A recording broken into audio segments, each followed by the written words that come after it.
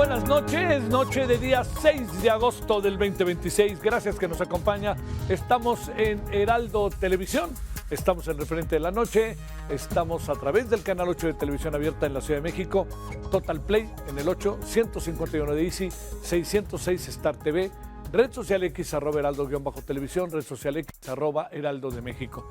En nombre de todas, todos quienes hacen posible que por aquí andemos, les saluda el servidor Javier Solórzano. Bueno, lo que es, como dicen por ahí, lo que es la terca realidad, ¿verdad? El expresidente López Obrador dijo no al fracking. La presidenta Claudia Sheinbaum hoy lo negó, pero sí lo dijo. Siempre hay un video, siempre hay un tweet con un X. Dijo no al fracking y resulta que hoy se dijo sí al fracking. Ahí le va. La presidenta Claudia Sheinbaum abrió la puerta a que México recurra a esa técnica para extraer gas natural. Le digo, llegó la terca realidad.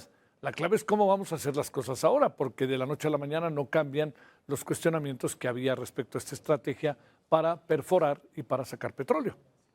Dejó claro que solo podría aplicarse si existen condiciones científicas, ambientales y sociales que garanticen su viabilidad. El cambio representa un giro de 180 grados frente a la postura que sostuvo el expresidente López Obrador y la que sostuvo Claudia Sheinbaum en su tiempo como candidata presidencial a las elecciones del 2024.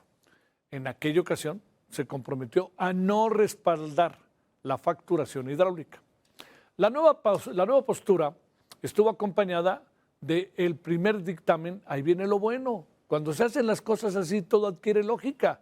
54 especialistas presentaron el día de hoy jueves, bueno, estos días, hoy nos dieron a conocer el resultado de su investigación. El grupo avaló el fracking, pero le quiero decir algo, no todos piensan lo mismo, pero hubo una mayoría. Pero dicen sí al fracking con estas condiciones. Primero, comprobar que existe agua salada suficiente para realizar el proceso, ya que no podrá utilizarse agua dulce destinada o agua natural, pues, al consumo humano o actividades productivas. Si ese recurso no está disponible, el desarrollo de proyectos de fracking queda descartado. Pero si hay fracking, ya se dijo, nos alcanzó o alcanzó al gobierno la terca realidad. ¿Qué nos permite hoy evaluar de una manera distinta el gas no convencional?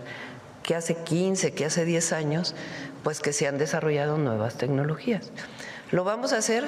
Pues vamos a empezar a ver si hay agua, a ver si hay gas antes de cualquier cosa y que los expertos nos sigan acompañando para garantizar en el momento en que veamos si es viable hacerlo técnicamente, hacer la consulta con las comunidades de la zona y al mismo tiempo garantizar que en efecto se estén utilizando tecnologías que no tienen los impactos ambientales de antes. Yo diría que es bueno replantearse las cosas cuando existen elementos para hacerlo. Lo único que yo digo es, ¿por qué decir tan tajantemente una cosa y otra no? Y incluso llegar a decir, yo no lo dije. O sea, insisto, a mí me parece que la decisión que toma el gobierno hoy, acorde a escuchar a quien sabe de estos temas, no soy ni de broma un especialista, el que digan se puede hacer. ¿Por qué? Porque nos urge hacerlo. La clave es ahora cómo lo hacemos. Pero se dijo que no se iba a hacer. Entonces, la clave del asunto es cómo enfrentamos el no se iba a hacer, ¿no? Con humildad, con prudencia y decir, pues sí, pensamos eso, pero ahora tenemos nuevos elementos, como al principio lo dijo la presidenta. Pero tanto como negar que no se dijo, pues sí se dijo. Los primeros estudios se van a llevar a cabo en las cuencas de Sabinas, Burro, Picachos, ubicada entre el norte de Coahuila y el noroeste de Nuevo León, y de Burgos, que abarcan territorios de Tamaulipas, Nuevo León y Coahuila. En contraste, el comité recomendó no avanzar con las actividades de extracción en la cuenca de Tampico y Misantla, al estimar que no ofrece condiciones favorables para este tipo de aprovechamiento. Algo muy importante en este sentido. Para llevar a cabo todo esto, tenemos que crear verdaderas condiciones de seguridad. ¿Por qué? Porque se roban la tecnología, lo que usted quiera, y vea lo que está pasando, en donde ahora tenemos centros de producción que en el fondo son pequeñas refinerías, que van apareciendo por aquí, por allá, pues obviamente de parte de la delincuencia organizada. El argumento del gobierno federal es que el gas natural es el principal combustible para generar electricidad en México, pero el 75% del total que consume el país, ¿de dónde viene? De Estados Unidos. Es decir, solo el 25% corresponde a producción nacional. Esto, de acuerdo con los resultados presentados por la Comisión de Gas No Convencional. Por ello, el Comité Científico propone 4 acciones. Aumentar la generación eléctrica con energías renovables. 1. 2. Mejorar la eficiencia energética. 3. Incrementar la producción nacional mediante yacimientos convencionales. 4. Esto es importante en términos del medio ambiente. Reducir la quema de gas en campos petroleros, así como, pues obviamente, proteger, bajo esta misma dinámica, por principio, proteger el medio ambiente. Bueno, le digo, hay muchas voces respecto a esto, pero esta comisión, lo que es ir con los científicos. Fíjese, hoy la presidenta cuando habla no por ella, sino porque se tomó la decisión de que un grupo de científicos investigara el asunto porque es su chamba, de eso viven, eso han estudiado, eso se le han pasado toda la vida. Entonces, investigan a detalle y le dicen, a ver, señora presidenta, ya después de que revisamos, no estamos del todo de acuerdo todos, pero hay una mayoría que piensa que se tiene que hacer esto. Entonces, cuando la presidenta habla, trae atrás el conocimiento científico. Por eso estas comisiones juegan un papel tan importante. Por eso los debates juegan un papel tan importante. Por eso las investigaciones científicas sirven tanto al ejercicio de la gobernabilidad. Hace ratito aquí en Heraldo Radio, 98.5 de FM, en diferentes estaciones del país, y además también, ya lo sabe, en el portal, conversamos con una gran especialista de estos temas, con una gran experiencia, Rosanet Ibarres. Ella así ve las cosas. Mira, a mí me parece que pues la realidad pesa siempre y es muy terca. La producción petrolera, lo hemos conversado en otras ocasiones, pues sigue declinando y es natural. Los principales campos de Pemex están ya totalmente en esta etapa de declinación y no hubo nada que lo sustituyera. Entonces, pues el problema es grave porque pues tienes una, ¿cómo decirlo? Pues toda una cadena de valor detrás de una industria petrolera de tantos años que simplemente no puedes abandonar. Si ya no tienes petróleo y gas en las aguas someras, que es donde históricamente, pues ahí estaba Cantarell y históricamente de ahí es donde Pemex obtuvo su producción, solo tienes 2 opciones, no hay más. Y somos un país que tiene recursos, otros países no tienen nada. Nosotros solo tenemos 2 opciones. Una es aguas profundas y la otra es lutites, los no convencionales. Solo eso, no hay más. Insisto, es la realidad. Nos dijeron que era fácil obtener petróleo, nos dijeron que se iba a recuperar, pero la caída es estructural y pues no hay de otra. No hay de otra. Bueno, pero ahora lo importante en esto es hacer bien las cosas. Vamos a ver, se conjuntan muchas cosas, se conjunta inversión, se conjunta una serie de cuestiones, casi diría yo, de principios para llevar a cabo el fracking y además se conjunta una variable más que es no dejar de pensar en el tema de seguridad, porque algunas zonas del país quedan muy expuestas y ya vio todo lo que hemos vivido en los últimos, yo diría en los últimos años, en términos de la inseguridad, pero sobre todo cómo ha venido creciendo todas estas pequeñas, pues bueno, les dicen centros de producción, pero son pequeñas refinerías muy bien hechas que de repente llama mucho la atención cómo están ahí y tardan tanto en darse cuenta de ellas, tomando en cuenta que pues este es un asunto de los municipios, es un asunto de los gobiernos estatales que deberían inmediatamente informar a la federación. Si no informan es porque o no saben, pero los propios vecinos dicen, aquí huele mucho a gas, y de repente ven 4 paredes, ahí no saben ni qué hay, y de repente un día dicen, pues oigan, aquí está pasando esto, ¿no? Entonces hay que conjuntar muchos esfuerzos al mismo tiempo, muchos, y hay que tomarlo profundamente en cuenta todo lo que se puede venir. Bueno, vamos a contarle qué más tenemos esta noche, por lo pronto. Ayotzinapa, ¿qué cree? 12 años después se dieron cuenta que el exgobernador de Guerrero, cuando fue el famoso 26 de septiembre del 2014, doloroso, resulta que fue detenido. y fue detenido porque dice la Fiscalía General de la República en una grabación, ya sabe que no hay conferencias de prensa ahí, detuvo al exgobernador Ángel Aguirre Rivero por su posible participación en el ocultamiento de evidencia en la desaparición de los 43 normalistas de Ayotzinapa. ¿Hay preguntas que hacerse? Sí. ¿El gobernador siempre estuvo dispuesto a presentarse? Sí. El gobernador era del PRD, no era del PRI ni del PAN. Bueno, antes sí, todos eran del PRI, antes no. Bueno, era del PRI y ni del PAN. El gobernador fue gobernador por el PRD. Y además el gobernador ahora tenía mucha gente cercana. Él estaba muy cercano a algunos grupos de Morena. Y además el gobernador, que quede ahí claro, pues muchos de los que hoy son de Morena estaban en su gabinete. A ver, ¿por qué digo esto? Nada más por una razón, para que no se crea que ahora va a salir una idea de preso político como algunos han insinuado. Me parece que queda muy claro que el gobernador ahí está, él sabremos su responsabilidad, pero queda también muy claro, muy claro, que pasaron 12 años para que alguien se diera cuenta, ¿eh? No se dio cuenta, bueno, la CNDH, pero bueno, no se dio cuenta el equipo de Peña Nieto, no se dio cuenta el equipo de Andrés Manuel López Obrador, y no se dio cuenta el equipo de Claudia Sheinbaum hasta ahora. Qué bueno que se dieron cuenta, sí, pero ¿qué pasó en todo ese tiempo y qué tanto pudo esto variar todo el proceso de investigación en caso de que el exgobernador resultara responsable? Segundo, tal cual, así me lo dijo Norma Solano, a la cara, tal cual, no hay censura. Ahí viene lo importante. Hicimos una entrevista hace rato, aquí a 2 calles, a 2 cuadras, con la comisionada presidenta de la Comisión Reguladora de Telecomunicaciones. Se hablaron de muchas cosas. La consulta pública sobre el derecho a las audiencias, el derecho a las audiencias, los códigos de ética, dónde están las diferentes instancias para saber si va a pasar algo, las multas, va a haber multas o no va a haber multas. Estamos hablando de la regulación.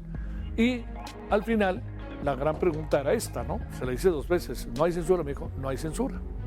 Yo sigo pensando que conversaciones como las de hoy permiten, quisiera pensarlo, al público tener, a las audiencias, tener más elementos para poder entender qué está pasando e incluso a los actores políticos. Creo que esta conversación puede ser de utilidad. ¿Hay censura? ¿No hay censura? Ese es el asunto. Y dejamos incluso para la parte final de la conversación. ¿Por qué? Porque sí se llega al tema de la censura, pero acá, en todo este proceso, hay muchas cosas para pensar si se puede llegar o no se puede llegar. Por eso es importante ver todo esto. Espero que pueda la conversación abrirle usted un espacio al pensamiento en esta materia. Relevo en la Corte. Pregunta, ¿todas contra Lenia? La presidenta Claudia Sheinbaum confirmó que durante una reunión con empresarios, algunos integrantes del sector privado manifestaron su desacuerdo con la posibilidad de que la ministra Lenia Batres encabece la Suprema Corte de Justicia de la Nación. Recuerde que dijo la presidenta que un grupo de empresarios le ha pedido que no sea. No obstante, sostuvo que la definición de la presidencia del máximo tribunal corresponde exclusivamente a la propia Corte. Pero presumo que muy probablemente le pueden preguntar a la presidenta, ¿no? Bueno, blindan Michoacán en el día después. El gobierno federal reforzó la presencia de la Guardia Nacional con más de 1,500 elementos en zonas productoras de aguacate de Michoacán para fortalecer las condiciones de seguridad y acelerar el restablecimiento de las exportaciones hacia los Estados Unidos. Ojo con esto. Es un asunto que está parado ahorita el aguacate, ¿eh? Fíjese nada más, nuestro oro verde, ¿eh? Bueno, y cerramos con que Trump está en contra del turismo de maternidad y ya está mandando órdenes ejecutivas. Ya sabe que a él le encanta sacar su plumón y ahí les van las órdenes ejecutivas. Estas son para negar la ciudadanía a los niños nacidos en Estados Unidos como resultado de lo que la Casa Blanca llama turismo de maternidad y tratar de restringir la ciudadanía por nacimiento. ¿Qué quiere decir? Un matrimonio de cualquier país del mundo, pensamos en nuestro país, decide, van a tener un hijo y se van en la parte final del embarazo a los Estados Unidos para que el hijo, la hija, nazcan en los Estados Unidos. Y eso es lo que Trump dice, se acabó, no lo vamos a permitir. ¿Cómo le van a hacer? Pues supongo que no dejarán entrar mujeres embarazadas, vete a saber. Pero ya firmó un orden ejecutivo. Por lo pronto le cuento qué tenemos para hoy. Ayotzinapa, detienen al exgobernador de Guerrero, el señor Rubén Aguirre, se asegura que mandó la orden de borrar videos, todo lo que tenía que ver con Ayotzinapa y con la desaparición de los 43 normalistas. Es un tema para padres y madres de los estudiantes desaparecidos e incluso para la propia causa que se ha creado obviamente, ¿no?, al interior de la Normal Isidro Burgos. Segundo, conversación con la presidenta de la Comisión Reguladora de Telecomunicaciones. Asegura tajante, no hay censura, no se prevé que haya censura. Tercero, relevo en la Corte, todos contra Lenia Batres, pues si no todos, diría yo, por lo menos en la Corte parece que casi todos, ¿eh? Bueno, blindan Michoacán en el día después de lo que pasó ayer, que se suspendieron las actividades en Michoacán y todo lo que tiene que ver con el aguacate mexicano que es mandado a Estados Unidos, como dijimos ayer, lo hicimos hoy otra vez, menos mal que no estamos en tiempos de Super Bowl. Y finalmente, Trump contra el turismo de maternidad al que hacemos referencia. Bueno, que haya sido bueno hasta ahora su día, espero que le haya pasado bien. Si le parece, vámonos ahora a una pausa y vamos a regresar para hablar sobre la detención del exgobernador de Guerrero, Ángel Aguirre, acusado de ocultar evidencia sobre la desaparición de los 43 de Ayotzinapa. Ocultar y borrar en el caso de los videos, que es muy importante siempre para los padres y madres de familia. Este era un tema clave, los videos. No podía ser que nomás hubiera lo que vimos, ¿no? Una y otra vez. Tenía que haber más simplemente afuera del Palacio de Gobierno, ¿no? Decían que no servían las cámaras. Bueno, vamos a la pausa, estamos de vuelta.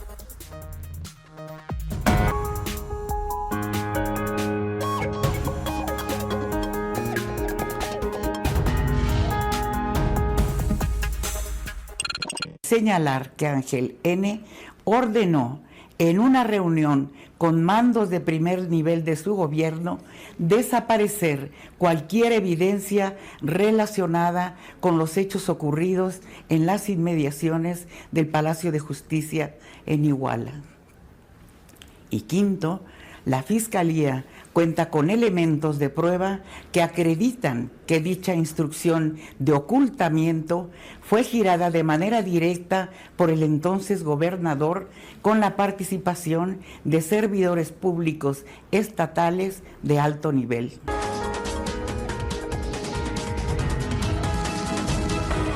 Bueno, aseguran que el exgobernador iba en su automóvil, lo llevaban por el rumbo iba a Querétaro y estaba por el rumbo de Tepozotlán. Y ahí fue detenido y está siendo acusado de destrucción de evidencia en la desaparición de los 43 normalistas de Ayotzinapa. Aguirre Rivera habría ocultado un video de las cámaras de vigilancia del Palacio de Justicia de Iguala, Guerrero, en el que estaría registrado el momento en que los policías interceptaron el autobús Estrella de Oro número 1531, en el que viajaban los normalistas, aquello que en un gran libro Esteban Illades llama la noche más triste, la noche del 26 de septiembre del 2014. La Fiscalía Federal indicó que este material fue retirado por órdenes del exgobernador, pero por este hecho más bien, Ángel Aguirre fue ingresado al penal federal de máxima seguridad del Altiplano, en algo que todo indica se dieron cuenta 12 años después. Este 26 de septiembre se cumplen los 12 años de la desaparición de los 43 estudiantes de la Escuela Normal Raúl Isidro Burgos de Ayotzinapa, Guerrero. La Fiscalía General de la República llevó a cabo un nuevo modelo de investigación que derivó en la detención del exgobernador guerrerense. Ángela Buitrago, integrante del grupo interdisciplinario de expertos independientes para el caso Ayotzinapa, aseguró que estos videos que supuestamente ocultó Ángel Aguirre contenían imágenes de las autoridades coludidas en el crimen. Además, reiteró en que el GIEI siempre insistió en la existencia de esos videos. Hoy platicamos largamente con Ángela Buitrago y decía, esto, acuérdate, me decía, lo tuvimos ahí, estaba ahí una y otra vez. Y por cierto, ¿dónde está la Comisión Nacional de Derechos Humanos en este sentido después de su informote, no? Recordemos que en mayo del 2025 se detuvo, aquí está parte de la historia, a la magistrada Lambertina Galeana por supuestamente eliminar los videos que mostraban al autobús Estrella de Oro número 1531 con estudiantes afuera del Palacio de Justicia de Iguala, en Guerrero. Bueno, ¿qué fue lo que pasó? ahí es donde está, los borró ella por decisión propia. Hay que tomar en cuenta también que en términos del sistema político mexicano y de justicia, pues el que manda es el Ejecutivo y el que manda es el gobernador, si así lo hubiera hecho y si así lo hubiera ordenado más bien. Bueno, el exgobernador de Guerrero fue ingresado al altiplano. Está ya en el altiplano, Gerardo García. Querido Gerardo, te saludo con mucho gusto. ¿Cómo estás? ¿Qué ha pasado? ¿Lo pudieron ver? ¿Qué es lo que sabes, Gerardo? Muy buenas noches. Hola, ¿qué tal? Muy buenas noches.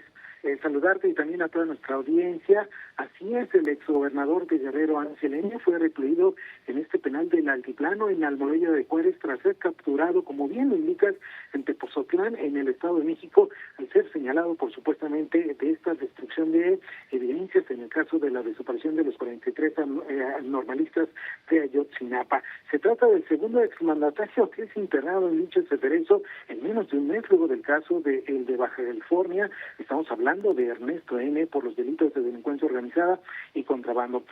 Fue a las 15:17 de este jueves que el político guerrerense arribó al penal de máxima seguridad en medio de un dispositivo de seguridad integrado por un grupo de operaciones especiales de la Fiscalía General de la República, la FGR. Pero fue hasta las 15:28 que la unidad en la que viajaba el exmandatario de Guerrero, es decir, los medios de comunicación no lo pudimos ver, pues cruzó la garita para ser ingresado a una celda. Ante esto, en las próximas horas, Ángel N. deberá ser presentado ante un juez federal del Altiplano, donde la Fiscalía General de la República deberá formular la imputación por los delitos en contra de la Administración de la Justicia, así como desaparición forzada de personas para determinar su situación jurídica. En las últimas horas se estuvo manejando que hoy iba a haber una audiencia después de las 7 de la noche, sin embargo, no fue así. Entonces, la audiencia de imputación inicial se tendrá que estar desarrollando en las próximas horas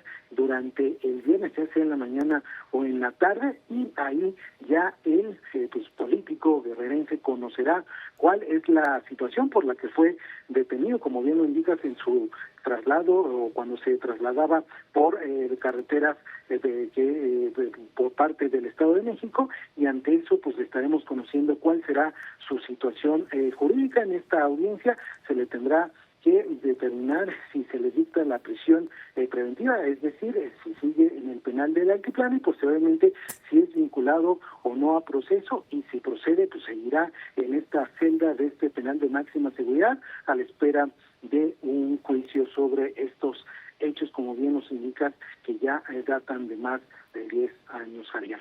Oye, Gerardo, en términos legales significa que en 72 horas máximo tendrán que determinar si es consignado o no, ¿verdad? Así es, aunque también como cualquier otro proceso que se tiene, precisamente la defensa legal del político guerrerense podrá pedir la duplicidad del término, sí. Es decir, 144 horas, y eso pues se tendría que alargar incluso la vinculación o no a proceso, la determinación que haga un juez federal del Altiplano hasta la próxima semana, y pues de ahí correr todos los plazos para que inicie el juicio en este caso. Se determina. Te mando un gran saludo. No lo vieron, ¿verdad? Jamás. No iba en esta camioneta. Lo que sí pudimos ver algo distinto es precisamente sobre estos elementos de este grupo especial de la Fiscalía General de la República, algo que no había ocurrido en anteriores situaciones porque eran elementos de la Secretaría de Seguridad. Y o también de la propia Fiscalía, pero con emblemas institucionales. Sin embargo, este fue un grupo especial el que lo trasladó e ingresó a esta celda que ya pues pasará su primera noche este jueves. Te mando un gran saludo. Gracias que estuviste con nosotros, Gerardo. Muy buenas noches. Gracias. A ver, conversemos más a detalle sobre el tema. Ramón Celaya es especialista en inteligencia y procesos de seguridad. Querido Ramón, gracias por tu participación. Muy buenas noches. ¿Cómo estás? Javier, muy buenas noches. Un gusto saludarte como siempre. A ver, son como muchas preguntas sobre el tema. Primero, tardar 12 años en darse cuenta de esto me parece un poquito cuestionable. Y segundo, ¿de qué se le puede estar acusando realmente al exgobernador y qué ves del caso? Porque ya también surgió la idea, ¿es un distractor? No, supongo que no van a jugar con esto, pero bueno, te escuchamos, Ramón. Por supuesto, no podemos pasar por alto que 12 años después trata de imputarse alguna responsabilidad penal al exgobernador. Y más en estos momentos donde la relación con Estados Unidos está muy deteriorada por los temas de los narcopolíticos que no se han querido entregar. Y entonces, 12 años después, la Fiscalía General de la República habla de un nuevo sistema de investigaciones cuando esto es imposible. Hay que recordar que el sistema penal acusatorio no permite que se cambie la forma de investigar. Eso está previsto en el Código de Procedimientos Penales y no se puede cambiar. Entonces, pareciera más un distractor, una cortina de humo. ¿Por qué? Porque hay más personas acusadas por lo mismo, que es Lambertina Galeana, nada más y nada menos que la expresidenta del Tribunal Superior de Justicia del Estado de Guerrero. Y sobre ella hay más lógica en la responsabilidad penal porque el Palacio de Justicia de Iguala, que tenía las cámaras de seguridad de donde se alega que se destruyeron los videos, ella era la directa responsable de ese edificio, de esas instalaciones. Es obvio que están asignando una línea política a Ángela Aguirre porque, como bien lo mencionabas, Javier, pues a pesar de que las fiscalías, los tribunales son órganos autónomos e independientes, pues en la práctica no lo son y responden al gobernador en turno. Entonces, por aquí una línea política se está tratando de establecer que a la par de Lambertina Guzmán, la presidenta del Tribunal Superior de Justicia, pues Ángela Aguirre habría ordenado que se destruyeran estos videos. ¿Cabe la posibilidad de que ese testigo protegido del que habla en su conferencia en su video, la fiscal, porque no hace conferencias de prensa, pero cabe la posibilidad de que el testigo protegido sea la fiscal detenida? Sí, esa es la línea de investigación más sólida, porque es a la que directamente le están imputando la responsabilidad de la destrucción de los videos. El Ministerio Público trata de establecer un criterio de oportunidad y para atenuar la pena y la responsabilidad que le correspondería a esta exfuncionaria, pues dicen, si tú aportas información mayor relevante, de mayor peso para el caso, pues te podemos dar este criterio de oportunidad. Y dada la línea política de subordinación que tenía en su momento esta magistrada, pues precisamente el que resulta responsable en línea directa, pues es el exgobernador. Ahora, la pregunta aquí es, ¿crees, digamos, deben de tener los elementos suficientes? Porque hablamos con el GIEI, que hablaba, nos dijo Ángela Buitrago, este asunto nosotros insistimos varias veces. En la Comisión Nacional de Derechos Humanos, lo que está ahí de la comisión no habla específicamente de este tema. Los padres insisten en el tema, pero la gran pregunta aquí es, desde este ámbito, Ramón, ¿qué pensar de que 2 años después se den cuenta de algo que era, pues a todas luces, evidente? Porque me acuerdo que hablaban, no sé si te acuerdas, de que estaban descompuestas las cámaras, ¿no? Extraña casualidad. Sí, claro, hubo varias versiones desde cuando se pidieron todos los videos de todas las cámaras de seguridad que pudieron haber captado hechos delictivos y se mencionaron varias versiones. Sin embargo, en la carpeta de investigación está previamente acreditado pues que estos videos o estas cámaras sí existían y que fueron destruidas. Realmente el tema no es de que se destruyeron esta evidencia, sino de qué contenían y realmente qué responsabilidad se podía determinar a partir de la difusión o el examen de los mismos. Porque, a ver, para recapitular, lo que está perfectamente acreditado en la carpeta es la participación de policías estatales y ministeriales, municipales en Iguala Guerrero, los actos vandálicos que realizaron los estudiantes en distintos puntos de la ciudad de Iguala. Y entonces ahora se quiere poner como una línea de investigación extraordinaria o como que realmente fuera a arrojar nueva información, pues que estos famosos videos. Pero pues lo que podrían arrojar esos videos ya está probado, que es que participaron policías municipales y estatales en la detención de los 43 estudiantes. Oye, pues así de fácil, 72 horas pueden alargar el tiempo, pero tengo la impresión de que si algo quieren es consignarlo, ¿no? Sí, por supuesto que la instrucción es muy clara, poder vincularlo a proceso, acreditándole esta responsabilidad, pero pues tampoco hay que pasar por alto que hace unos días Ángela Aguirre declaraba que el secretario de Seguridad tendría que lanzar la operación Enjambre en Guerrero, porque el narcotráfico está incrustado en la política local. y el proceso electoral que ya está en vísperas en el estado de Guerrero, pues hoy más que nunca hay más de 6 precandidatos, por así llamarlos, al gobierno de Guerrero del partido oficialista de Morena, y entonces la lucha por la sucesión en el gobierno estatal pues está intensa, y pues también no hay que descartar la parte política en este caso. El centro de Agustín Pro lanza un boletín que a grandes rasgos, Ramón dice: padres y madres de los normalistas y la organización que les hemos acompañado no hemos sido notificados de la misma y por lo tanto no conocemos aún los extremos de la imputación. Ha trascendido en medios que se conoce que el gobernador ha sido detenido, exgobernador, perdóneme, presuntamente no preservó y ordenó ocultar o desaparecer cualquier evidencia relacionada con los hechos. De ser sólida, el proceso que inicia puede llegar a saldar una deuda de justicia para las familias.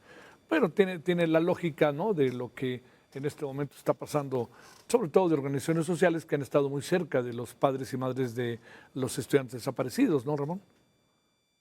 Sí, claro, pues es donde una línea que el gobierno tiene que ser muy cuidadoso porque se ha fracturado mucho la relación con los padres y madres. Ha habido diferencias, ha habido encontronazos a raíz de declaraciones públicas, de que se les ha desacreditado a los propios, el comité de expertos que bien mencionabas, Javier, todo lo que durante la administración de López Obrador que fue desacreditado su trabajo. Entonces, hoy más que nunca, si hay que cuidar una línea de contacto y de comunicación, pues son con las víctimas indirectas, que en este caso son los familiares de los 43, pero también hay que tener cuidado con hacer imputaciones falsas.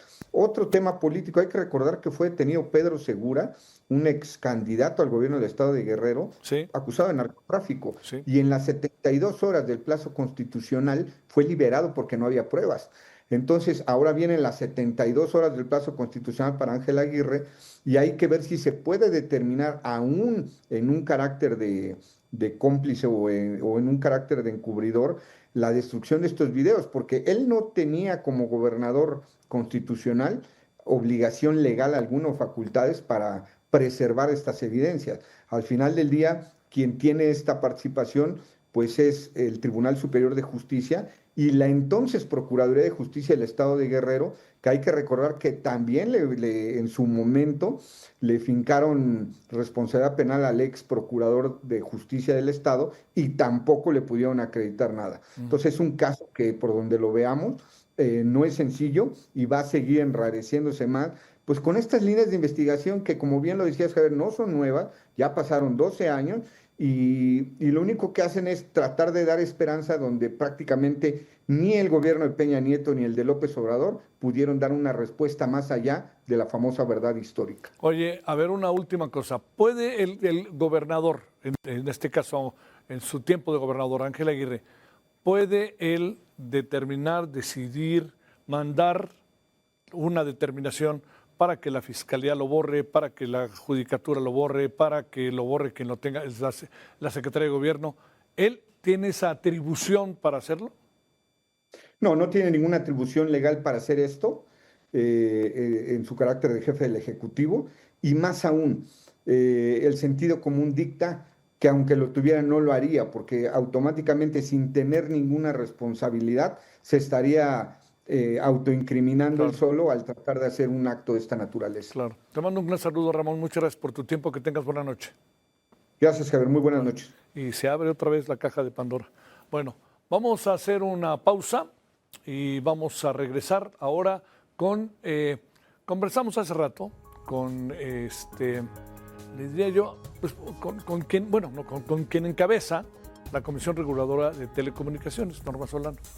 Fue una conversación como de 15 minutos. Creo que vale la pena verla por esto que yo le planteo. El tema que más se ha repetido estos días es censura. Incluso me parece que de manera inopinada, el propio gobierno, cuando se les pregunta, hablan de no es así, ¿no? Dicen del gobierno, dicen muchas cosas y dicen no hay censura. O sea, yo creo que aquí la clave del asunto está en cómo llegamos al pensamiento de que hay censura. Eso es lo que piensa el servidor. Entonces, todas estas partes, todo esto, yo creo que lo importante es el proceso, todo lo que está pasando en el proceso. Y acá, cuando se conozca bien el proceso, podremos decir, ¿hay censura o no hay censura? Ese es el asunto. Y a la otra pregunta, por qué razón nos interesa tanto, o le interesa en esta ocasión tanto al gobierno echar para adelante el tema, es la otra parte de la historia. Bueno, entonces vamos a la pausa. Los que están metidos, las que están metidos en este tema, escuchen a la Comisión Reguladora de Telecomunicaciones, a ver qué les parece lo que dice. Vamos, y a ver si yo pregunté lo que usted quiere. Vamos y regresamos.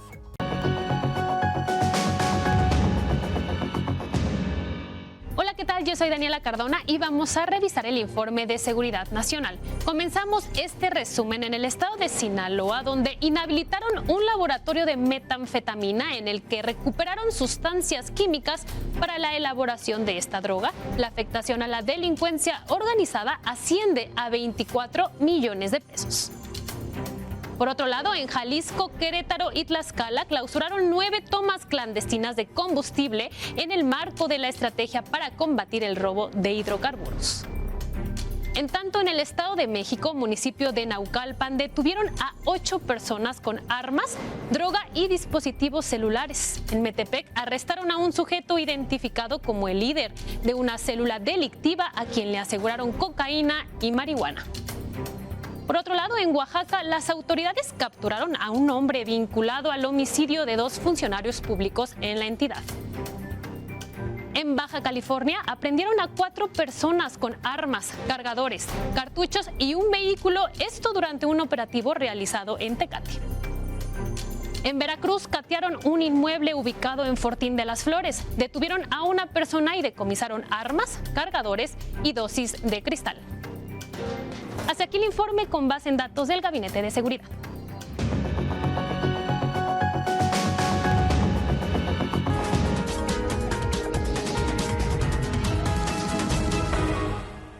La tarde de hoy, y por cierto está aquí como a 2 o 3 calles, la Comisión Reguladora de Telecomunicaciones, conversamos con Norma Solano.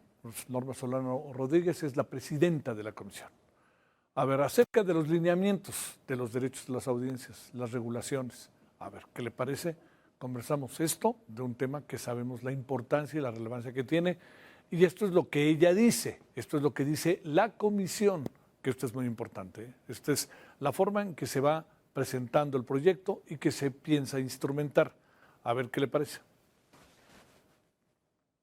Norma, muchas gracias por recibirnos en tu casa de parte del Heraldo de México. Muchas gracias. Al contrario, muchas gracias, Javier. Oye, a ver, ¿qué es en términos generales la Comisión de Regulación de Telecomunicaciones? La comisión lo que hace es habilitar. Nosotros decimos, somos los habilitadores para el acceso, entre otras cosas, pues al espectro radioeléctrico, a este recurso público finito bajo el cual puede difundirse radiodifusión y telecomunicaciones, internet, conectividad. Eso es fundamentalmente. ¿Hasta dónde llegan sus atribuciones? Pues están en la ley, están previstas en la ley nuestras atribuciones, y ahí es que decimos, un lema es habilitar para conectar, por ejemplo. Sí. Queremos conectar a las personas, 126,000 localidades que hoy no tienen internet, pero bueno, también los servicios de radiodifusión. A ver, estas regulaciones a las cuales hemos estado hoy atentos por muchos motivos, más han venido aparejadas también con el tema de transparencia, ¿no? Así como sí. no casualmente pienso. Exactamente te diría, a ver, ¿dónde están los puntos finos? ¿Y qué piensas de la crítica que se ha hecho? Primero, ¿qué son los lineamientos? A ver. Pues es un mecanismo efectivo, transparente, para que las audiencias sean escuchadas ante el medio de comunicación que decidieron escuchar y ver. Es dar voz a las personas frente al medio de comunicación que eligen. Segundo, que se cuente con códigos de ética. Ya los tienen. Estos códigos de ética son los criterios editoriales programáticos bajo los cuales rigen su quehacer cotidiano, su operación diaria. 3 defensorías de las audiencias, que son el mediador, digamos, el ombudsman, que va a recibir las quejas y a través del cual se va a dar atención a las audiencias. Y 4, muy importante porque esto es, digamos, lo novedoso, es un procedimiento claro. Es un procedimiento bajo los cuales la audiencia, las personas puedan acudir y presentar su queja con un plazo, no más de 20 días, y que se le dé respuesta. Esos son en términos generales los lineamientos. A ver, muchos medios como sea ya tienen su defensor de las audiencias, públicos y privados, de gobierno y privados. Ahí, ¿qué es lo que estamos tratando de hacer? ¿De que todos lo tengan? ¿O que qué? Todos lo tengan. ¿Se tiene una idea de cuántos no lo tienen? Pues aproximadamente el 75% tienen Defensoría de Audiencias. ¿Cómo se define en un medio de comunicación? Entiendo que no es tu atribución, pero ¿cómo se debería definir en un medio de comunicación el defensor de la audiencia? ¿Cómo tendría uno que decir, este es el perfil, esto necesitamos? A ver, pues que no haya conflicto de interés básicamente, ¿no? Que sea una persona que pueda resolver quejas, sugerencias de las audiencias de manera independiente, sin que haya una inclinación hacia el medio, simplemente objetivamente que resuelva frente a la audiencia cuando considere que hay una vulneración de un derecho. ¿Estamos ante la construcción de nuevas audiencias o qué sucede? Porque podríamos partir de algo que tendríamos que reconocer incluso nosotros, ¿no? O sea, la audiencia ante la televisión y el radio es pasiva. Ante los medios, ante las redes es activa y reactiva. Pero tiende a ser pasiva. Ha sido la historia, lamentablemente, de los medios, ¿no? Hoy sí es pasiva, pero por eso queremos dar este mecanismo. Queremos que la audiencia sea escuchada. Por primera vez tenemos esa gran posibilidad de que pueda ejercer ese mecanismo. Pero primero que sepa que tiene derechos, porque las personas no lo saben. Entonces, primero que sepan que tienen derechos. Segundo, que los pueden ejercer y de manera fácil, sin trabas burocráticas, con plazos establecidos, con un procedimiento claro. Ese es el objetivo de estos lineamientos. Dar voz a las audiencias, porque pues, el derecho de libertad de expresión no está peleado con el derecho de las audiencias. Al contrario, se complementa y termina en un círculo virtuoso. Dar voz a las audiencias. Hay una sobreinterpretación del tema de la información y la opinión. A ver, ahí ¿cuál es el asunto? ¿Dónde empieza, dónde termina? Un conductor o conductora tiene que decir, ahorita voy a opinar, ahorita voy a informar, o no. ¿Qué tendría que hacer? No. Simplemente yo creo que también hay una sobreinterpretación intencional, ¿eh? No crees que me pasa por algo, ¿eh? No, simplemente es, ¿de qué se trata? De que las personas conozcan. Si en un contenido, en un programa, está habiendo información y opinión de manera indistinta. Esto que acabas de decir, muchos dicen, no, es que ahora me voy a detener porque ahora voy a decir que es información. No, desde luego que eso no es operable. Se trata de que mediante cintillos, mediante plecas, mediante imágenes en la pantalla, se diga claramente, aquí en este programa se vierte información y opinión de manera indistinta. ¿Cuál es el objetivo? Que las personas sepan, simplemente que tengan información de cómo se desarrolla el contenido de un programa.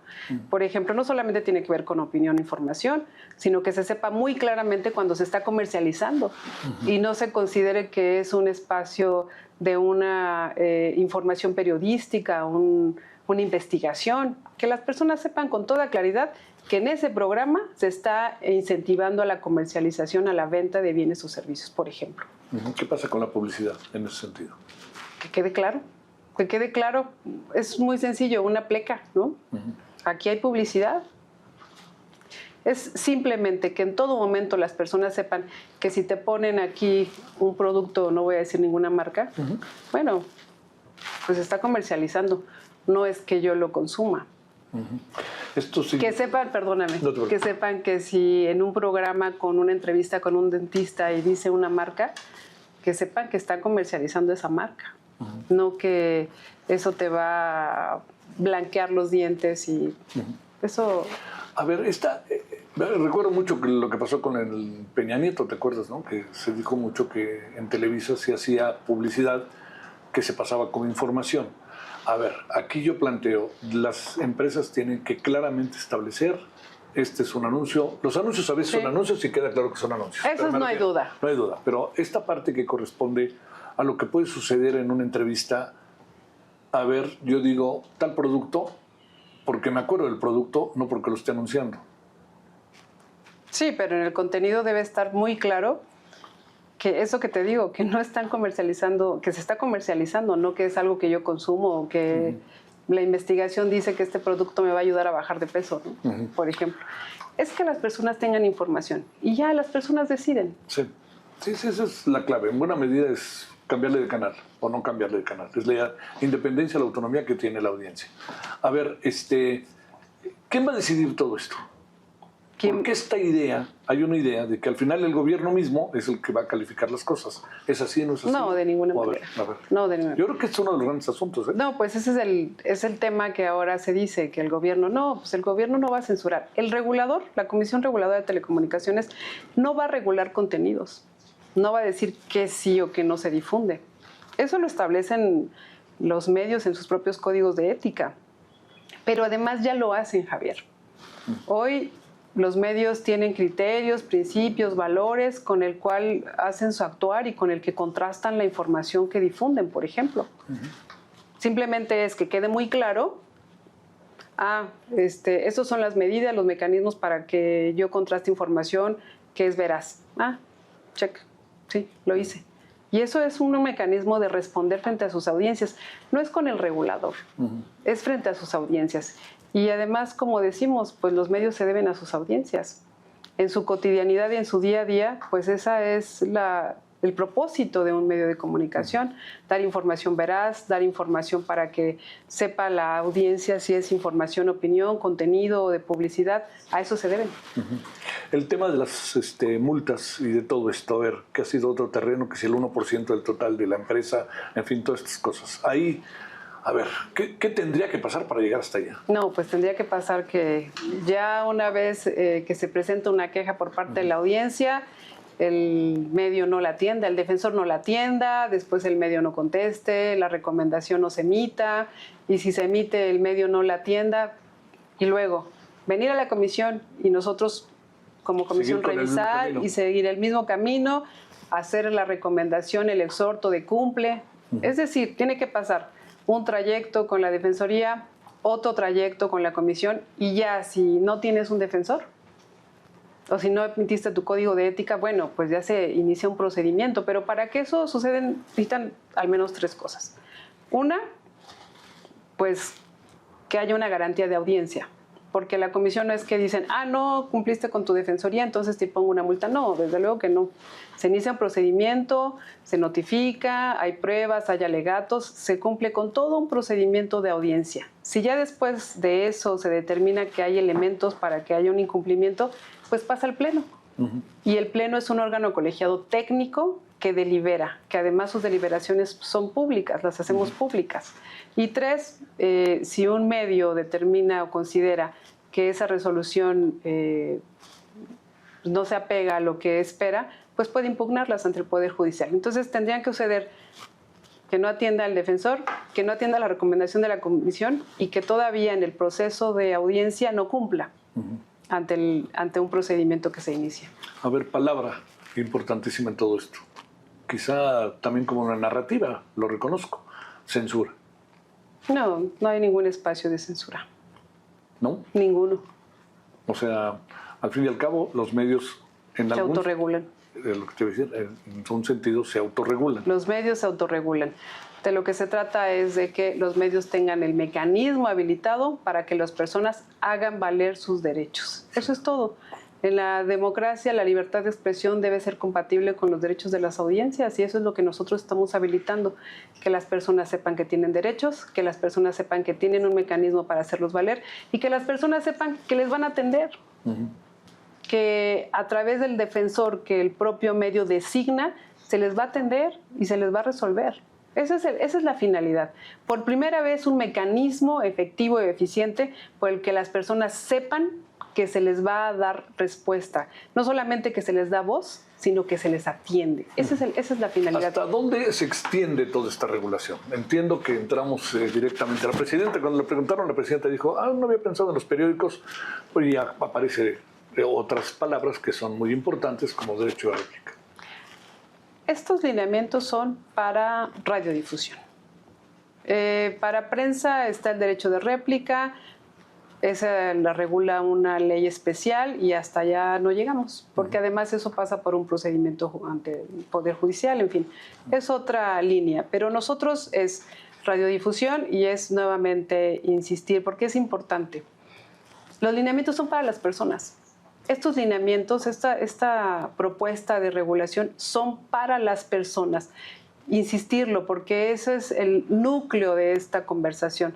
Es darle voz por primera vez a la audiencia, es saber que puede acercarse a su medio.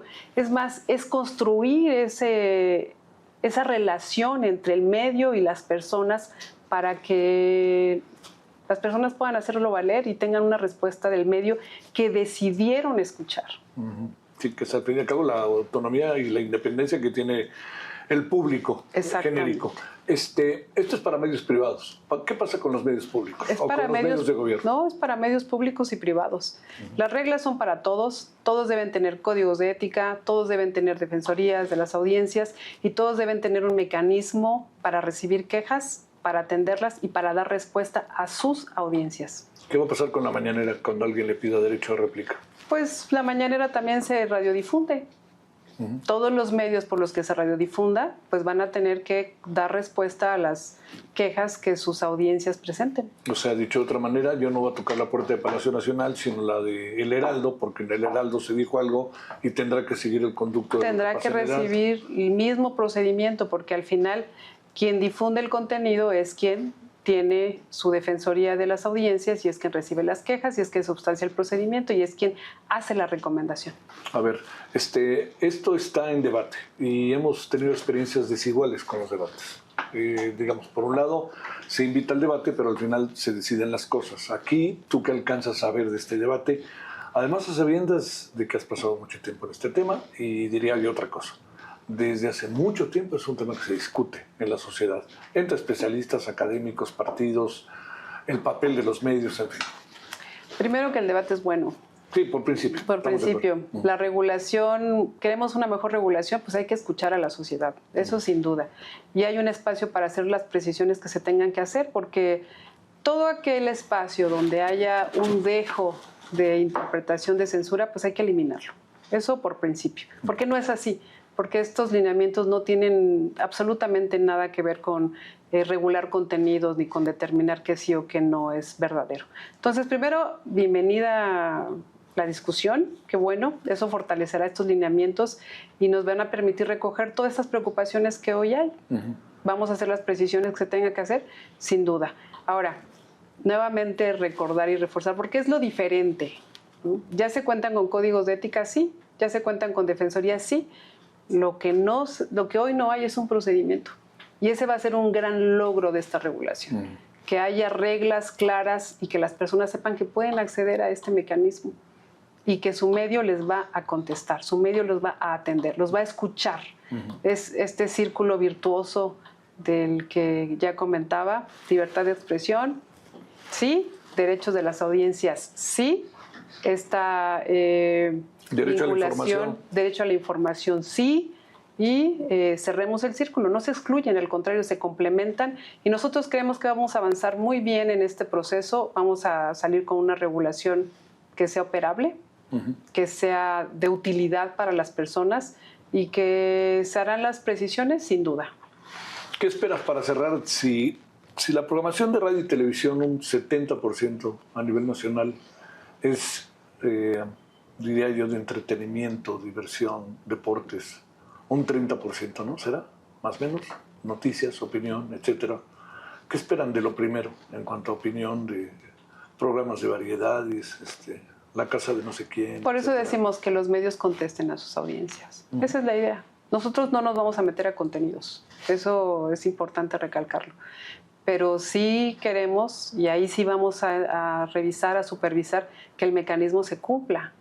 Que si una persona considera que sus derechos se violaron, pues que pueda presentar su queja y ahí también estaremos atentos.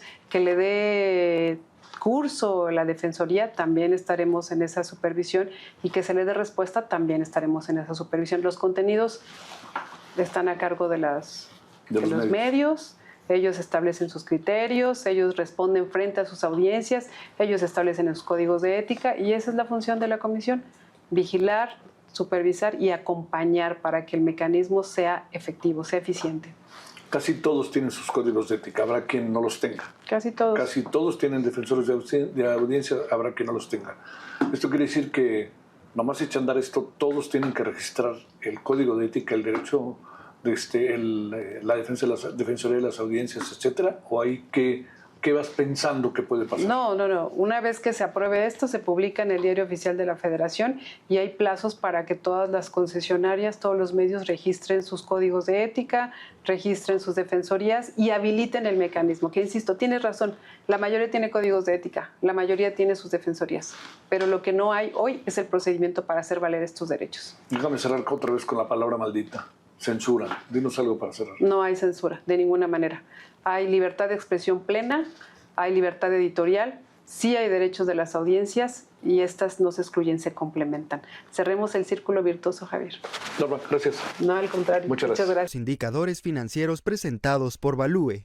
La tasa de interés interbancaria a 28 días subió 0.01 puntos para ubicarse en 6.74%. Mientras que los CETES a 28 días disminuyeron 0.03 puntos y se ubicaron en 6.17%. El índice de precios y cotizaciones de la Bolsa Mexicana de Valores se situó en los 66.396 puntos, con una disminución de 0.19%. El FTSE Viva alcanzó los 1.340 puntos, con una caída de 0.35%. En el ámbito internacional, el Dow Jones se ubicó en 53.885 unidades, con una caída de 0.85%. El Nasdaq bajó 0.06% para alcanzar 26.348 unidades, y en Brasil Bovespa disminuyó 1.23% a 175.546 puntos. En el tipo de cambio, el dólar al menudeo bajó 0.34% para cotizar en 17.62 pesos. Al mayoreo disminuyó 0.19% a 17.20 pesos, mientras que el dólar fix cayó 0.07% a 17.21 pesos. El euro bajó 0.45% y se vendió en 19.83 pesos, y la libra esterlina disminuyó 0.26% para ubicarse en los 23.16 pesos. En el mercado accionario mexicano tuvimos algunas alzas destacadas. Vista Energy subió 3.59%, Fideicomiso Irrevocable avanzó 3.20% y DINE A 2.70%, pero también hay caídas importantes. Grupo Vasconia cayó 8.75%, Fibra FMX 23 Rate 5.14% y Volaris disminuyó 3.99%. Estos fueron los indicadores financieros más importantes del día presentados por Value.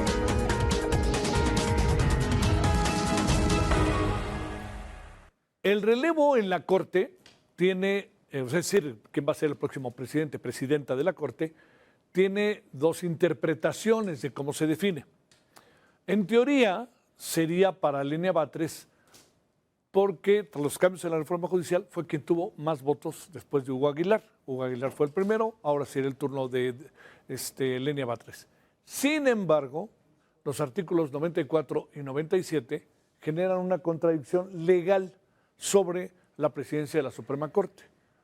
Para ir en concreto, el 94 fija una renovación basada en los votos de la elección popular, lo que favorece a Lenia Batres, pero el 97 señala que la presidencia es elegida por los ministros por 4 años, ministros.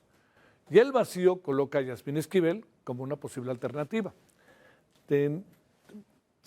Tendría que ser mujer, ¿no? Ese sería creo que hay un acuerdo, incluso en ese sentido, en la propia Corte.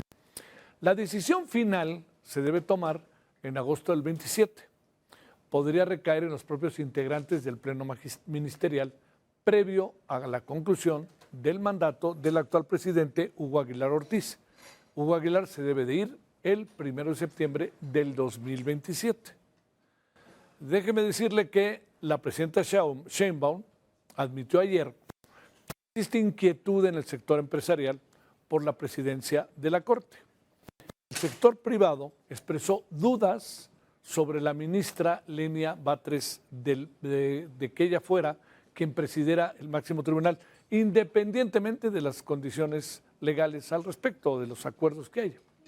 La mandataria aclaró que definir la titularidad corresponde a la Suprema Corte. Reconoció que existe una contradicción constitucional sobre el método de elección. La presidenta reiteró su respeto a la autonomía del Poder Judicial, pero no creo que sea un asunto que a la presidenta le pueda pasar tan fácilmente de largo y que diga que decida la Corte. En muchas cosas la presidenta dice que no decide, pero sabemos que decide. Bueno, Imer Flores es investigador del Instituto de Investigaciones Jurídicas de la UNAM. Hablemos de esta renovación para presidir la Suprema Corte. Querido Imer, te saludo con mucho gusto. Muy buenas noches. ¿Cómo estás, Imer? Muy bien, muchas gracias, Javier. Buenas noches. Espero que tú también estés bien. Igualmente, gracias. Oye, te planteo, un grupo de empresarios le dice a la presidenta que no quiere a Lenia Batres. Tenemos dos artículos que uno dice una cosa y otro dice otra cosa. Y el talante de la señora Lenia Batres no necesariamente es empático en muchos lados. Y eso se tiene que reconocer como tal. A ver, ¿qué puede pasar? ¿Qué se debe hacer? ¿Cómo ves las cosas, Imer? Pues mira, de entrada, como bien lo decías, hay una contradicción en el texto constitucional entre el artículo 94 y el artículo 97. El artículo 94 es el que se reformó en la reforma judicial que se publicó el 15 de septiembre del 2024, y el 97 se ha quedado intacto. Entonces, hay una muy mala técnica constitucional, legislativa del órgano que revisó, reformó la Constitución y nos generó esta contradicción. Y la contradicción es triple, déjame te cuento nada más una notita. Todo el mundo nos estamos fijando sobre todo en cómo designar al presidente o presidenta de la Corte, ¿no? Pero bueno, efectivamente la contradicción es triple, tú de alguna forma señalabas una. En el 94 dice que la presidencia se renovará cada 2 años, en el 97 dice que es cada 4 años. En el 94 dice que es conforme a la votación de la elección respectiva. Entonces, el primer lugar fue Hugo, el segundo lugar fue Lenia, entonces parecería que lo lógico es que suba Lenia. Sin embargo, en el 97 subsiste que es el Pleno de Ministros el que decide primo entre pares, quién va a ser el que va a presidir al conjunto de los que son iguales de los pares. Entonces, tienes ahí esas dos. Y viene una tercera muy curiosa, que es que en el texto constitucional no dice nada de que haya reelección o no en el 94, y en el 97 prohibía tajantemente la reelección. Te acordarás que ese fue uno de los temas en que en una reforma Saldívar se quería quedar y lo echaron abajo de la propia Corte, claro, de que no podían reelegirlo, ¿no? Entonces, yo creo que aquí técnicamente tenemos un problema muy serio de una contradicción constitucional entre dos artículos de la Constitución. Te acordarás que ya con la reforma que se publicó el 2 de junio de este año, y lo platicábamos, corrigieron lo de haber borrado las 2 salas y ahora crear 2 secciones. Y con los problemas que eso tiene y las indefiniciones que dejaron, porque no nos queda claro cuántos ministros van a integrar a cada sección y por qué 2, por qué no 3, etcétera, etcétera, etcétera. Entonces, la primera oportunidad para haber corregido esto pudo haber sido la reforma en la que se aventó la elección judicial del 2027 al 2028. Entonces, ¿qué suena que puede pasar? Una nueva reforma a la Constitución. Nótese, ya hicimos mal la del 258, que fue la de la reforma judicial, ya hicimos mal la 283, que vino a corregir lo de las salas secciones, más lo de empujar la 27, y bueno, ahora tenemos que hacer una tercera reforma para seguir corrigiendo todos estos desaseos de una mala reforma de entrada, creo yo que innecesaria, que se fue por muchos temas que no eran lo que de alguna forma parecía ser más importante, ¿no? Pero bueno, ¿qué va a pasar? ¿Qué puede pasar? Yo creo que lo más sano es efectivamente que se revise y se reforme ese artículo para que se resuelvan claramente las 3. No sé, porque dentro de todo, las polémicas son si puede ser, obviamente el texto favorece a Lenia que sea ella, aunque cabe las posibilidades de que pues, puedan decidir si alguien más, y eso le abre la puerta a cualquier otro. Si mantenemos la prohibición de no reelección, pues Hugo no podría. Pero justamente uno de los nombres que surgía de los empresarios que dentro de todo con Hugo parece que se han podido entender, era que pues, pudiera haber reelección. Entonces, las 3 contradicciones que hay, las 3 las van a tener que subsanar con una nueva reforma a la Constitución, una tercera reforma a la Constitución a este artículo en estos mismos puntos en los últimos de 2024-2026, vamos en menos de 2 años tendremos que volver a reformarla para corregir esto. Artículos que venían mal hechotes, Imer. No te entendí lo último, artículos, te digo que venían mal hechotes, ¿no? O sea, ¿cómo es posible que no se hayan dado cuenta? Imposible, ¿no? Y perdón, pero déjame decirte que en los foros de la reforma judicial lo dijimos, que estaban esas contradicciones y se ha publicado en muchos artículos académicos, se han hecho otra vez, y no es por golpetear a un partido o a otro, o a un gobierno o a otro, es lo que la academia, los académicos hacemos, de señalamos los puntos que nos brincan de un borrador a otro borrador, y efectivamente fue un borrador, un proyecto y una iniciativa muy mal hecha, que no solamente fue voy a decirlo con esta palabra, fue empeorando con las prisas que tenían y fue aprobándose muy desasiadamente, y estas son las consecuencias. Y ya corregimos lo de pasar la elección al 28 para que no se empalmara con las elecciones intermedias en el 27, ¿no? Ya recularon con el tema de no 2 salas, sino 2 secciones. Insisto, ya alguna vez habíamos comentado y hacíamos el juego de las palabras como dicen en inglés, tomato, ¿no? Sí. O potato. Entonces, o sea, es lo mismo, nada más le quieren cambiar el nombre y pues regresamos a donde estábamos. Entonces, pues, ¿cuál era la necesidad de la reforma si acabamos regresando a 2 secciones en lugar de 2 salas? Con nuevos problemas, porque ahora, ¿cómo la integras? Antes tenías número impar, 5 ministros en cada sala, pues las decisiones se tomaban claramente, iba a haber una mayoría. Hoy por hoy, con 9 ministros, ¿cómo le vas a hacer?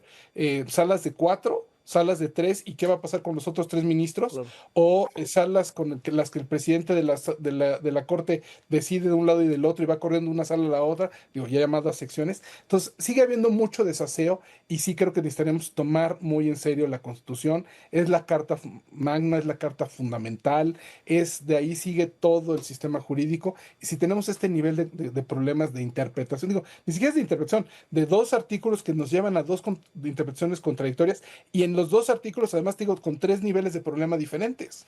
Sí. A ver, oye, Imer, ¿qué criterio crees que debiera prevalecer para la decisión que se debe tomar respecto a la presidencia de la Corte el año que entra? ¿Qué criterios crees que deberían permanecer, deberían ser contemplados para ello? Mira, de entrada, digamos, descartándolo de una nueva reforma, ¿no? Sí, sí, sí. La Constitución en el artículo 1 te habla de interpretaciones conformes. ¿Qué interpretación es la que hace más sentido en el conjunto, no? Uno de los criterios, uno de los principios jurídicos que resultarían, al ser en la misma jerarquía, son artículos de la Constitución, son del mismo rango, pues parecería que eso no te puede servir para decir cuál está por encima, ¿no? Pero sí el criterio de la reforma anterior, la regla posterior deroga a la anterior. Y ahora, eso suena horrible. ¿Cómo parte de la Constitución viene a derogar partes de la Constitución? Claro. Pues por eso creo que es mejor que se subsane vía reforma. Pero en esa parte de la interpretación me parece que debería prevalecer la del 94, que es el texto posterior. El texto posterior que dice efectivamente que se renovara cada 2 años y, no sé, ahí viene un problemita. En su redacción dice en función del número de votos que obtenga cada candidato en la elección respectiva. Pero eso pues podrías alegar que nada más era para la presidencia la primera vez y que entonces el 97 te regresa. Pero bueno, entonces ahí es donde entra lo de interpretación conforme. Podrías tratar de integrar el 94 y el 97 y decir, digamos, una lectura más literal sería estrictamente temporal. La reforma posterior anterior es Lenia la ministra presidenta, ¿no? En automático, casi lo podemos poner así. Pero la otra podrías de alguna forma sugerirte que lees la primera parte de la interpretación de que fue el primero electo, sí, pero ya después son los ministros los que deciden.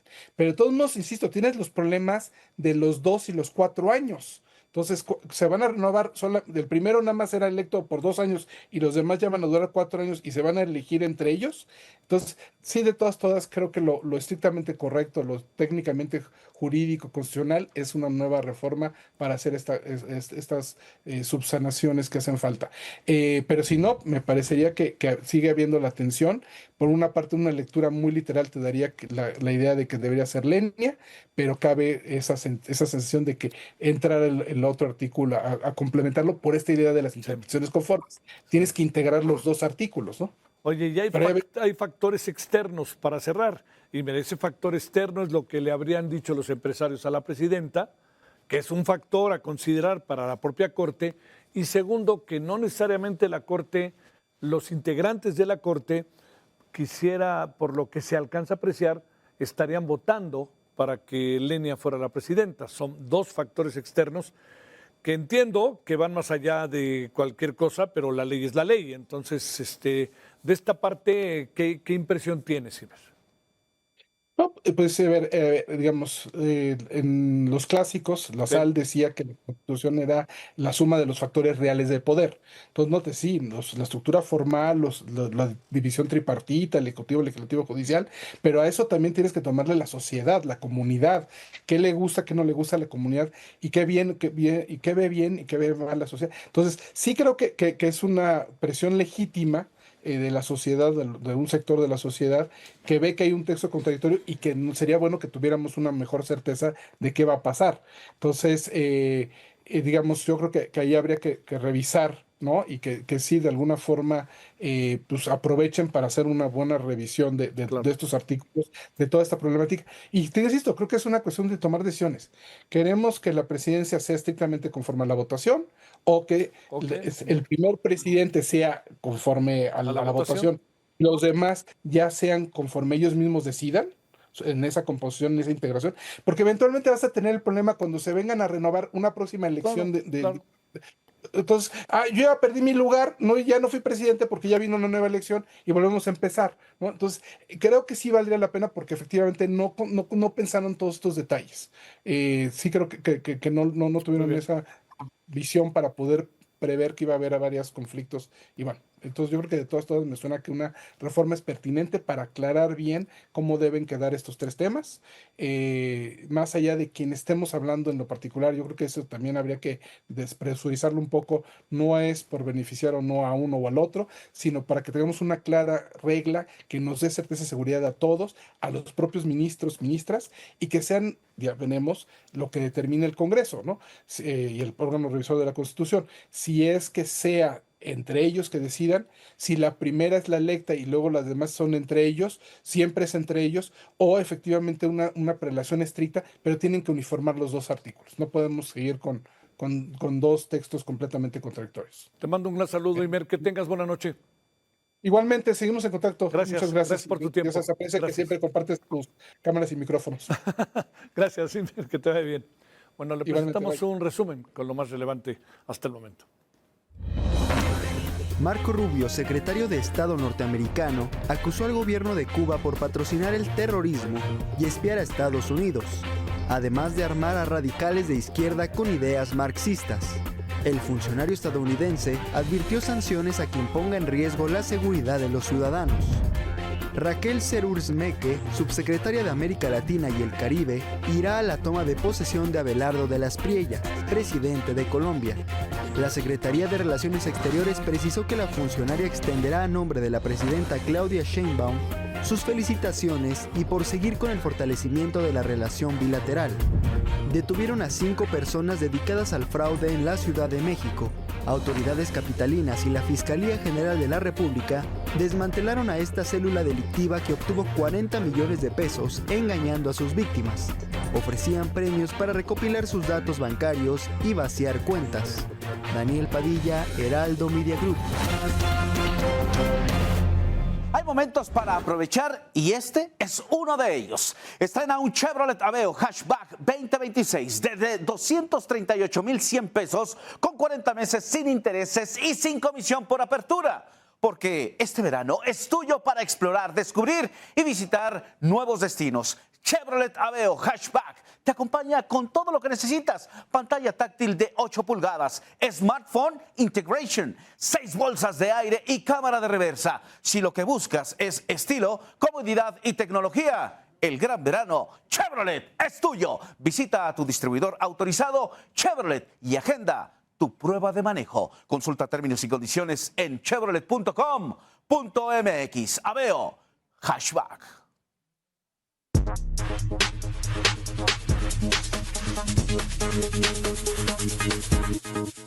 Bueno, ¿qué contendrá mañana el Heraldo de México, el periódico? Alexis Hernández, coeditor del Heraldo Quintana Roo en el Heraldo de México. ¿Qué pasará mañana, querido Alexis? Además de que te saludo con gusto. Gracias, buenas noches. Javier, muy buenas noches para ti y tu auditorio. Los saludamos desde la redacción del Heraldo de México, en donde ya listamos la edición impresa de este viernes, por lo cual les compartimos los temas de mayor relevancia que encontrarán en nuestras páginas. Bueno, en primera instancia, comunicarles que Norma Solano, presidenta de la Comisión Reguladora de Telecomunicaciones, garantizó que no habrá censura con la nueva ley en materia de telecomunicaciones y radiodifusión en pos de proteger a las audiencias y sus derechos. Asimismo, descartó que se vayan a regular contenidos o que el organismo decida sobre qué sí o qué no se difunde, por lo que serán los propios medios los que decidan lo que se publique bajo sus propios criterios, códigos de ética, principios y valores.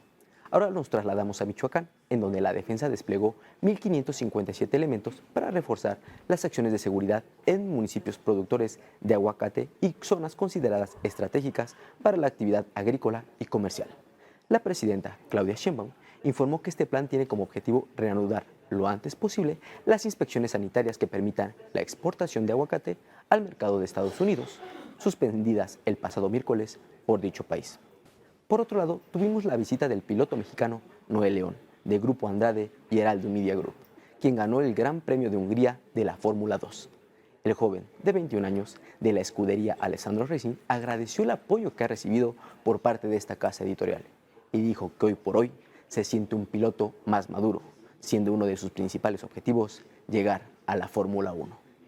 Y Javier, mañana es viernes de GastroLab, por lo que platicamos con la mexicana Adriana Lerma, chef de la pizzería Félix, y quien es considerada una de las mejores pizzaiolas del mundo por el ranking de Best Pizza Award. Ella nos contó sobre el arte de hacer este platillo y cómo ha evolucionado en nuestro país en las últimas décadas, de las pizzas a domicilio, cadenas extranjeras, a platos gourmet que procuran largas fermentaciones, levadura de cerveza y el uso de ingredientes de alta calidad. Javier, hasta aquí la información. Que tengas buena noche, Alexis. Gracias. Igualmente, hasta luego. Bueno, nos vamos. Lo dejamos con imágenes para irnos a dormir, ¿no? Un grupo de pingüinos caminando durante el atardecer en la Antártida. A ver qué le parece. Ahí van. Por lo pronto, nos vemos mañana, 20 horas en hora del centro, 98.5 de FM Heraldo Radio, mañana viernes. Estaremos en diferentes estaciones y estamos también en nuestro portal. Y el viernes mañana también, a las 21 horas en hora del centro, Heraldo Televisión, referente aquí mismo. Buenas noches, lo dejamos con los pingüinos.